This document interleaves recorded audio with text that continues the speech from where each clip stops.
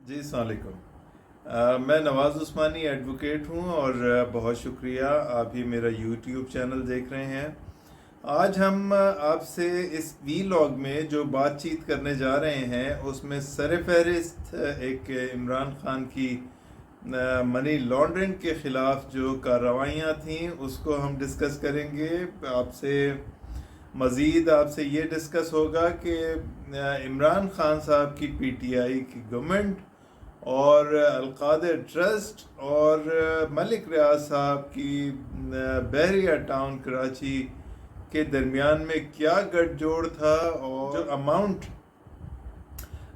UK government से Pakistan government को मिला वो अल्टीमेटली इमरान खान साहब से होता हुआ मलिक रियाज साहब तक कैसे पहुंचा और वो सुप्रीम कोर्ट तक कैसे पहुंचा। आज हम आपको ये भी बताएंगे कि जनाब उमर अता बंदियाल साहब जो कि अच्छा खासा टाइम चीफ जस्टिस के ओहदे पर विराजमान रहे, उनके पूरे टेन्योर में ये जो बैरियर टाउन वाला केस था जो कि अब सुप्रीम कोर्ट में ज़ेर समाअत है और जिसकी अगली तारीख 18 नवंबर है, ये इनके उमर अता बंदियाल के पूरे टेन्योर में आखिर क्यों ना लग सका। और आज हम आपसे ये भी डिस्कस करेंगे कि इमरान खान साहब जो कि अपने दौर इक़्तिदार से पहले भी उनका दौर इक़्तिदार जैसा कि आपको पता है कि 3.5 पौने 4 साल के अरसे पर मुहित था, वो अपने दौर इक़्तिदार से पहले मुतअद्दिद बार ये फरमाया करते थे कि जब वो दौर इक़्तिदार में आएंगे तो मनी लॉन्ड्रिंग जो है उसको ख़ास तौर पे एड्रेस करेंगे। लेकिन उनके इक़्तिदार में आने के बाद मनी लॉन्ड्रिंग के मामलात किस तरह से हैंडल हुए और उसमें क्या क्या मिसहैप्स हुए, ये सारा कुछ आज हम अपने वीलॉग में डिस्कस करने वाले हैं। हमारे साथ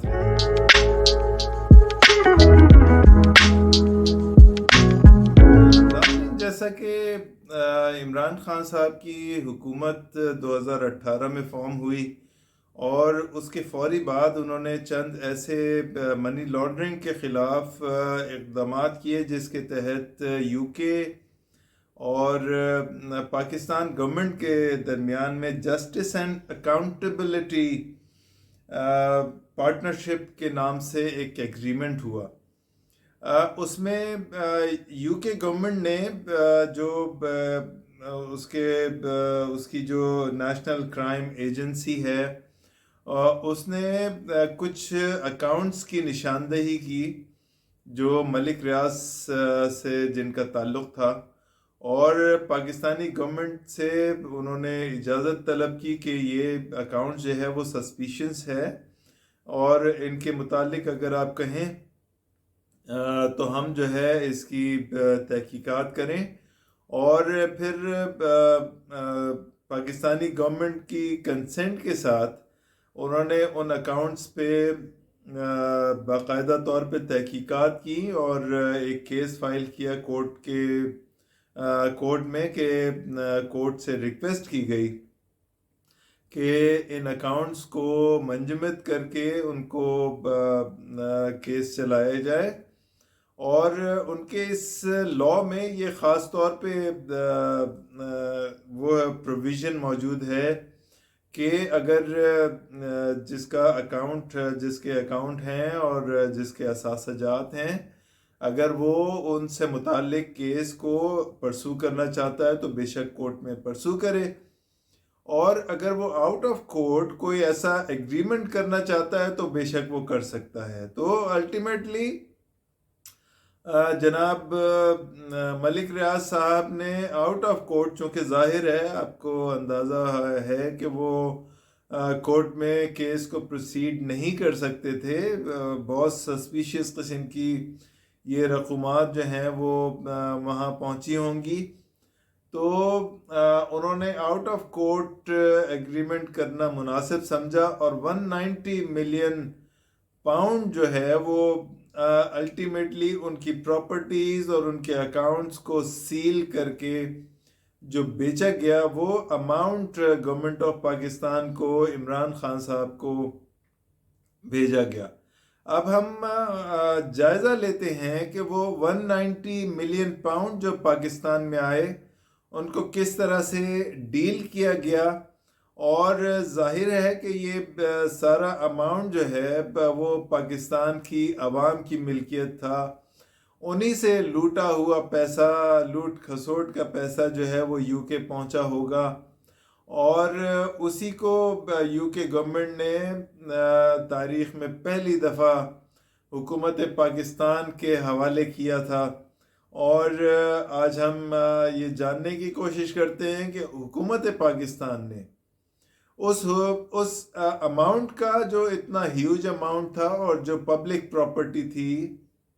اس کے ساتھ کس بے دردی سے اس سلوک کیا، وہ ہم ابھی جاننے کی کوشش کرتے ہیں۔ ناظرین، 2018-2019 میں یو کے گورنمنٹ نے یہ جو اماؤنٹ تھا 190 ملین پاؤنڈ وہ پاکستانی گورنمنٹ کے حوالے کیا۔ پاکستانی گورنمنٹ کی اس وقت عمران خان صاحب اس پاکستان کی گورنمنٹ کو لیڈ کر رہے تھے۔ عمران خان صاحب نے انڈر ہینڈ ایک بند لفافہ اپنی کیبنٹ کے سامنے پیش کیا اور ان سے اپروول لیا کہ اس کو جو ہے بغیر کھولے اس کو ڈسپوز آف کر دیا جائے، اور ان سے اپروول لے کے وہ لفافہ جو ہے جس کے اندر ظاہر ہے کہ وہ چیکس ہوں گے جو کہ یو کے گورنمنٹ نے پاکستان گورنمنٹ کو منی لانڈرنگ کے نتیجے میں بھیجے تھے واپس، وہ جو ہے انہوں نے جناب ملک ریاض صاحب کے حوالے کر دیے۔ ملک ریاض صاحب نے وہ جو جتنا اماؤنٹ تھا وہ سپریم کورٹ میں جو کہ ان کو 460 ارب روپیز جو جمع کروانے تھے سپریم کورٹ میں، اس کی مد میں انہوں نے اس کو سبمٹ کر دیا۔ یہ ڈیل جو ہے وہ اس طرح سے ہوئی کہ کیبنٹ کی اپروول عمران خان صاحب نے لی اور کوئی ڈاکومنٹ ان کو شو نہیں کیا۔ یہ حکومت پاکستان کی بدنصیبی تھی اس وقت کہ وہ بغیر کسی ڈاکومنٹ کو دیکھے اور اس کو پڑھے کسی چیز کا اپروول دے رہی تھی۔ تو ملک ریاض صاحب نے عمران خان صاحب کو 458 کنال زمین مختص کی تھی، اور اس زمین کے ملنے کے بعد یہ معاملہ جو ہے وہ کافی زیادہ اچھلا، اور یہ کافی میڈیا میں بہت زیادہ ڈسکس ہوا، جس کے بعد اس کو ایک لیگل شکل دی گئی اور ایک القادر ٹرسٹ کے نام سے ایک ٹرسٹ قائم کیا گیا، اور ملک ریاض صاحب نے نہ صرف یہ زمین عمران خان صاحب کو اور ان کی وائف کو الاٹ کی، بلکہ اس کے اوپر یونیورسٹی کنسٹرکٹ کر کے بھی انہوں نے تحفتاً دی۔ ان کا کہنا ہے کہ یہ تحفتاً دی ہے۔ ایک ٹویٹ ملک ریاض صاحب نے 2018-19 میں کیا تھا کہ یہ جو پراپرٹیز یو کے میں بیچی گئی ہیں وہ میں نے خود بیچی ہیں، اور میری جائز کمائی کی یہ پراپرٹیز تھیں، اور میں نے اس لیے بیچی ہیں کہ چونکہ مجھے سپریم کورٹ میں پیسے جمع کرانے ہیں۔ تو سپریم کورٹ کے جو ہائی پروفائل کیس اس وقت چل رہا ہے اس میں جو ملک ریاض صاحب نے ڈائریکٹ جو اماؤنٹ جمع کرایا تھا وہ بہت ہی نامنل تھا، اور اس میں تقریباً 60 ارب روپیز جو ہیں وہ یہی یو کے سے آئے ہوئے اماؤنٹ تھے جو کہ مختلف طریقوں سے ہوتے ہوئے عمران خان صاحب کی ہاتھوں سے ہوتے ہوئے ملک ریاض صاحب کو پہنچے اور اس طرح سے یہ ڈیل کر دی گئی۔ سپریم کورٹ آف پاکستان میں جسٹس قاضی فائز عیسیٰ صاحب کی سربراہی میں جو بینچ اس کیس کی ہیئرنگ کر رہا ہے، اس میں یقیناً یہ سوالات اٹھائے جائیں گے، اٹھنے چاہیے کہ اس وقت کی عمران خان صاحب کی گورنمنٹ نے آخر یہ سارا اماؤنٹ جو کہ پبلک پراپرٹی تھی وہ کس طرح سے ملک ریاض صاحب کے حوالے کیا، جو کہ انہوں نے سپریم کورٹ میں جمع کرایا۔ ایک سوال یہ بھی اٹھنا چاہیے کہ یہ سپریم کورٹ میں اس قسم کا اماؤنٹ جو کہ ملک ریاض صاحب کی ڈائریکٹ پراپرٹی نہیں تھا، اور یہ ظاہر ہے کہ یہ یو کے گورنمنٹ نے پاکستان گورنمنٹ کو یہ اماؤنٹ دیا تھا، تو یہ اماؤنٹ سپریم کورٹ نے یہ ایکسیپٹ کیسے کر لیا؟ یہ اماؤنٹ جو کہ ملک ریاض صاحب کو 460 ارب روپیز جمع کرانے تھے، اس کی مد میں کیسے اس کو ایکسیپٹ کر لیا؟ ایک سوال یقیناً سپریم کورٹ کے روبرو ضرور پیش نظر ہوگا کہ یہ سارا معاملہ جو کہ یو کے گورنمنٹ اور پاکستان گورنمنٹ کی درمیان تھا، یہ اتنی آسانی سے یہ چلتا ہوا، یہ کیسے یہاں تک پہنچ گیا کہ وہ اماؤنٹ جو کہ پاکستانی عوام کے لیے تھا اور اسی سے لوٹ کھسوٹ کر کے لے جایا گیا تھا، وہ سپریم کورٹ کے اس اکاؤنٹ میں کیسے جمع ہو گیا جو کہ ملک ریاض صاحب کو جس میں پیسے جمع کروانے تھے۔ اس کے اندر اس ہائی پروفائل کیس میں جو کہ 18 تاریخ کو سپریم کورٹ کے روبرو زیر سماعت ہوگا، اس کے اندر زبردست ہوش ربا قسم کے سوالات جنم لیں گے، اور ہم یقیناً یہ امید کرتے ہیں کہ جناب جسٹس قاضی فائز عیسیٰ کی سربراہی میں جو بینچ اس کے اوپر سماعت کر رہا ہے، وہ ایک ایک چیز کو بڑی باریک بینی سے دیکھے گا، مد نظر کرے گا، اور اس کے اوپر بہترین قسم کا انصاف عوام کو پرووائڈ ہوگا، چونکہ اس میں کوئی شک نہیں ہے کہ جسٹس قاضی فائز عیسیٰ صاحب کے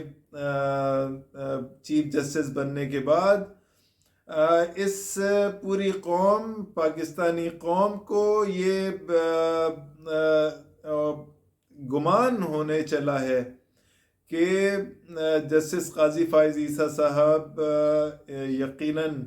پاکستان کے لیے انصاف پرووائڈ کریں گے، اور اس کیس کے اندر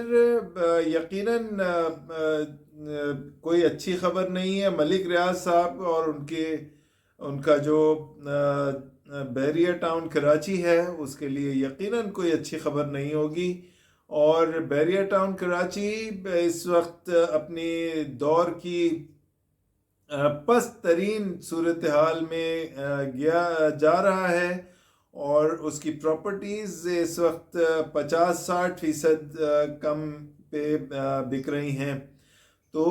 یہ سب کچھ آج ہمارے ویلاگ میں موجود تھا۔ آپ کا بہت شکریہ ہمارے ساتھ ہونے کا۔ Thank you very much.